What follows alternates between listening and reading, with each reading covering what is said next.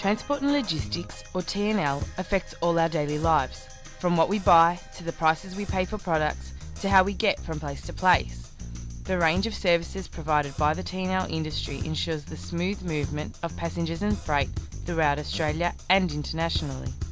With the effects of globalisation, the T&L industry is only going to become even more important to Australia in the future. The T&L industry is made up of 7 sectors: road transport, warehousing, stevedoring, maritime, aviation, rail and logistics. Coming up, you will hear some great case studies of young women who've been successful in the various sectors of T&L. Road transport employs around half of the people in the T&L industry.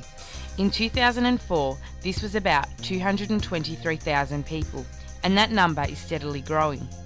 Road transport is divided into freight and passenger services. It moves around 1.5 billion tonnes of freight per year in nearly 500,000 vehicles. Jobs in road transport include being a chauffeur, courier, tour bus driver, tanker driver, or transport operations supervisor. Working in hospitality was simply a job to pay the bills for 23-year-old Stephanie from Geelong, and not one she liked. Needing a change, Stephanie began exploring other ideas and options. In a conversation with her boyfriend about what she should do, he highlighted her love of driving and jokingly suggested she become a truck driver.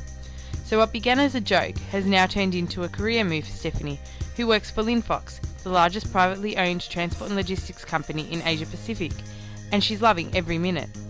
Driving a refrigerated truck with fresh produce, Stephanie is helping pave the way for young women to enter what has long been a male-dominated industry. Stephanie has discovered there is a certain freedom to driving. She puts on her music and off she goes. No day is the same. The best discovery for Stephanie, however, is that she can get paid so well for something she actually likes to do. In days gone by, warehousing was associated with forklifts, packing, picking and a mountain of paperwork. Today, it's a very high-tech environment with sophisticated conveyor, picking and packing processes and paperless records. There are few small suburban warehouses. Most are large hub-based distribution centres situated close to major arterial roads. Jobs in warehousing include being a store person, distribution manager and warehouse manager.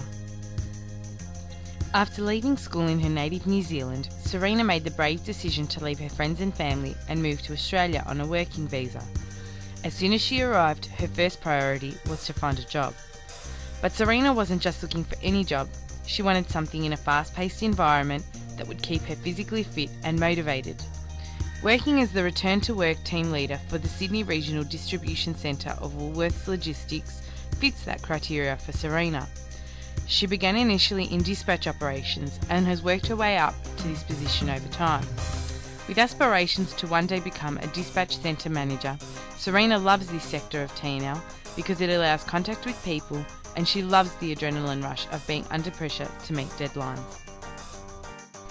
Stevedoring involves loading and unloading cargo from ships at 38 ports around Australia. The amount of freight moved in the 5 major ports in Australia increased by a massive 35% between 2000 and 2004, leading to many new job opportunities. Jobs in stevedoring include being a dock worker, crane operator and shift operator.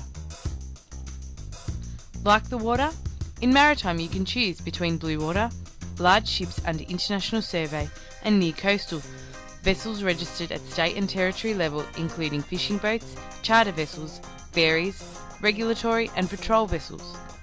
Near coastal vessels play an important role within the tourist market, especially along the Queensland coast, in Sydney Harbour and in coastal areas of other cities.